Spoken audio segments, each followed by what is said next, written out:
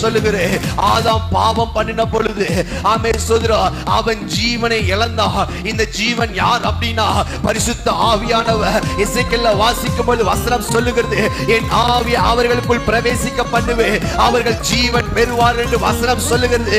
எந்த ஆதாமை பரிசுத்த ஆவியானவர் இழக்க வைத்தானோ அதே போல பிந்தின ஆதாமாகிய இயேசு கிறிஸ்து வந்து அதே பரிசுத்த ஆவியானவரை நிரந்தரமாய் கொடுத்தா.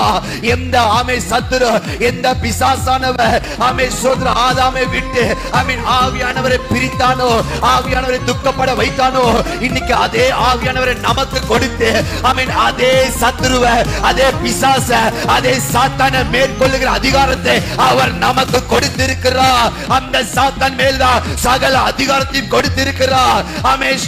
நாம் கட்டளை இடும் பொழுது, நாம் சொல்லும் பொழுது ஆமென் சர்ப்பங்களையும் தேள்களையும் மிதிக்கிற அதிகாரத்தை தேவன் நமக்கு கொடுத்திருக்கிறார். எந்த சர்ப்பம் ஆமென் ஆதாம் கிட்ட இருந்த அதிகாரத்தை இழக்க வைத்ததோ அதே சர்ப்பத்தை ஜெயிக்கிற அதிகாரத்தை, அதே சர்ப்பத்தை மிதிக்கிற அதிகாரத்தை தேவன் நமக்கு கட்டளையிட்டு இருக்கிறார்.